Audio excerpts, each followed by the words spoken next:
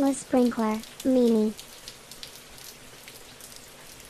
Alors, si on se permet de faire une distinction entre du UX et du CX, Customer Experience, ça serait quoi la différence?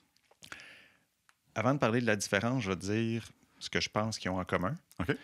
Dans les deux cas, il y a quelqu'un à satisfaire dans ses expériences. Encore une fois, le mot expérience, c'est vraiment, je le répète, mais c'est pas banal, là, c'est parce que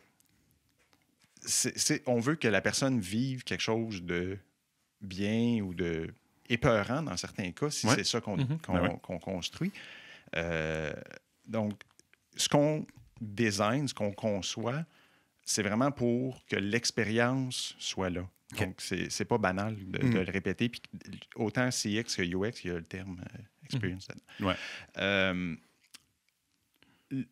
Le CX, ça l'englobe, le UX, parce que dans le fond, ça serait toutes les expériences que quelqu'un a avec une marque, un brand. Là.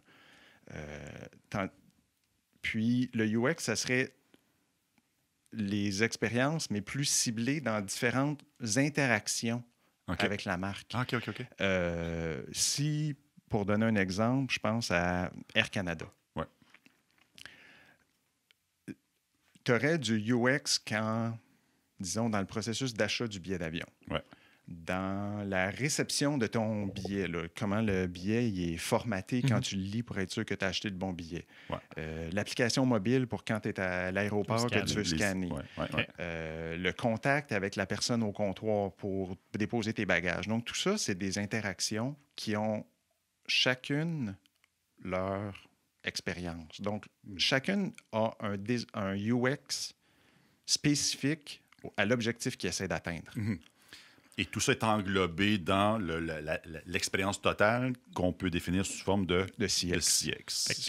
Incluant là-dedans le dessous de l'avion qui est noir, qui me permet de le reconnaître quand il est dans le ciel, ou une pub que je vois, ou le repas qui va être servi dans l'avion, que là, c'est peut-être même à l'extérieur du UX, parce que comment le repas est cuisiné... Pas de contrôle dessus, on n'a pas mis d'effort de conception. Mais ça fait partie de comment tu vas te souvenir de Air Canada après. J'ai pris eux par hasard, là, j'ai rien pour ou contre. Mais ça aurait pu être n'importe quelle marque. Mais ça aurait pu être n'importe quelle marque, c'est ça. Je voulais justement pas prendre Apple parce que quand on parle de design, on pense souvent à eux, donc j'ai essayé de penser à quelque chose d'autre. Puis... je pense que c'est un bon exemple parce que moi, je viens d'acheter un iMac et puis mon customer experience était merveilleux. Malgré la pandémie et tout le tralala. Moi, je suis arrivé là, ils ont pris ma température, ils m'ont donné un nouveau... J'avais déjà un masque, ils m'ont donné un nouveau masque. J'ai attendu, ils sont venus me porter l'iMac à moi, à l'extérieur du magasin. J'ai attendu... 3,2 minutes. Max. Fait que j'ai l'impression qu'ils ont travaillé le processus pour que l'expérience utilisateur, l'expérience acheteur, client, était fantastique. Et ensuite, j'ai vécu une autre expérience, un UX. Non, c'est pas vrai. Le UX était pourri. Ça se peut. Time machine. Que dire? Mais bon, mais une fois tout ça réglé, ça s'est bien passé. OK, plus facile, distinction entre UX et le design.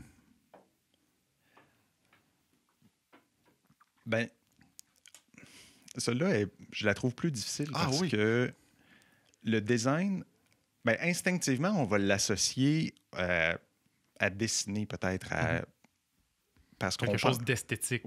De très visuel, puis l'action de sketcher ou quoi que ce soit, parce que c'est un peu le verbe qu'on va utiliser. Tu sais, je fais du design. Mais comme j'étais embêté, j'ai cherché, puis je me souviens plus quel dictionnaire, mais il parle plus de mise en place d'un plan. Donc, quand tu fais un design, dans le fond, tu es vraiment plus en train de planifier. C'est correct. Donc, mise en place d'un plan. Mise en place d'un plan. Donc, tu es plus en train de planifier ce que tu vas faire. Donc là, oui, à ta question de tantôt avec l'architecture, oui, le design va dans l'architecture parce que tu fais le plan de... Un building, un logiciel, peu importe. C'est ça. OK. Mais de dire, c'est quoi la distinction entre le UX et le design? C'est... Un nourrit l'autre. Oui. OK, Parce qu'à un moment donné, dans ton processus UX, tu vas planifier les interactions de ton logiciel, tu vas planifier le visuel. Donc, c'est là que tu vas faire du design. Puis en français, même souvent, au lieu de design, on va dire conception. Ouais. Donc, ça l'enlève un peu la notion, justement, de dessin. Puis ça l'amène un peu plus la notion de penser à la structure. OK. Ouais. Est-ce que j'ai tort si je dis quelqu'un qui fait un bon design ou une bonne conception, par défaut, il va avoir une pensée pour le UX. Il va se mettre dans la peau du consommateur, il va penser à l'objectif qu'il veut atteindre, etc.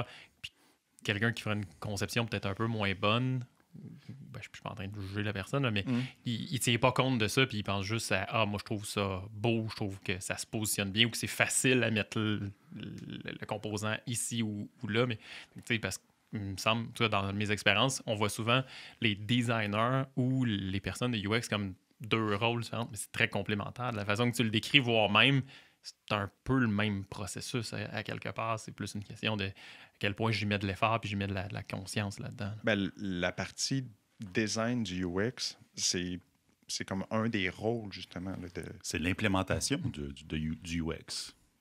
Ben, c'est la partie qu'on voit la plus souvent parce qu'on pense à des maquettes, à des prototypes. Puis ça, c'est très visuel, justement. Alors que la partie connaître l'utilisateur, c'est pas nécessairement tout le monde qui l'a en tête.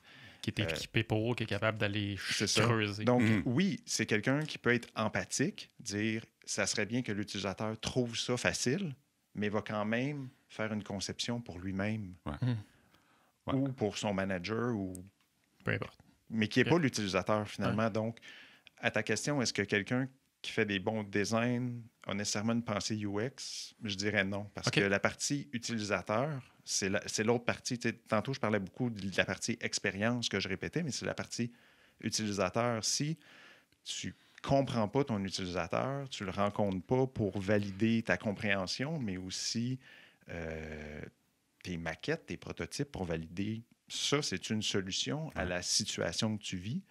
Ben, tu n'es pas en train de faire du UX.